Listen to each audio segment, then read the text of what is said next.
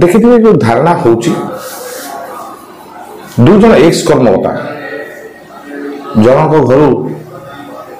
प्राय भाई बंधु मिसी 7 जन मेंबर आउ जन कर्मकर्ता हूँ एक्स कर्मकर्ता घर भाई 3 भाई बहु मिसी 5टा मेंबरशिप 7 ରୁ 12 जन 7 5 12 जन ये आसी बसुंट अकाली दुटा घरे 2-3टा पूरी दौंतु आनी बसई दौंतु 2टा एक्स कर्मकर्ता 12 ରୁ 14टा मेंबरशिप घरे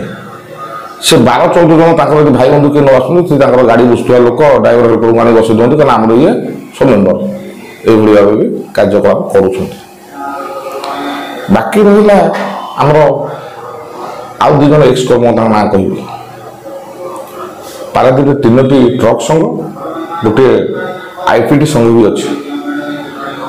से 2 जन एक्स कर्मकर्ता आईपीटी संघ भी एक्स कर्मकर्ता किंतु से आईपीटी संघ में पशि पार कहीं ना पूरी दि जाऊँ ये जो धारणा स्थल जो भाई मैंने बस भी आईपीटी संघ किसी भाई मैंने मेम्बर अच्छा किंतु जगन्नाथ संघ में एकजुट होगी अन्याय विरुद्ध में एकत्रित हो लड़ुंट किंतु आईपीटी संघ गले वर्तमान सभापति पाखे से 2-3 जन अच्छा किंतु ये 2 जन एक्स कर्मकर्ता पशि पारे ना अन्यायटा जो हुए सब जगार हुए अन्याय को जो प्रतिवाद करे प्रतिरोध करे से सब प्रतिवाद प्रतिरोध कर जगन्नाथ संघ में अन्याय अनैति हो आपण मैंने अनुभव कर जो 4-5 भाई ये आईपीटी संघ तुम एकजुट हो अन्याय अन्य तो आईपीटी संघ होटी कौन खाता अलग एठी खाता है गोटे कौ न्याय आईपीटी संघ को गले आईपीटी संघ में कौन कौन समस्या अच्छी से बात कहीं प्रतिवाद करना तो जड़े बड़ भाई कि सर्वस्व बड़ भाई कि सी भी कहते आईपीटी संघ मुखिया आईपीटी संघ मुझे करी तो पूरे देले बड़ा धक्का देखिए बाहर करदे तो आप जानते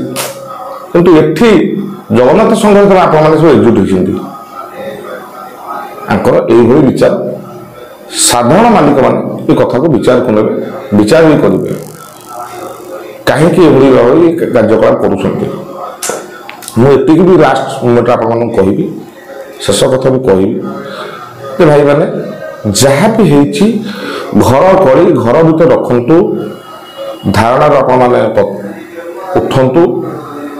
आलोचना पर्यालोचना करी भूल कोटा ठीक कोटा प्रकृत तथ्य साधारण मालिक मान पाखे रखु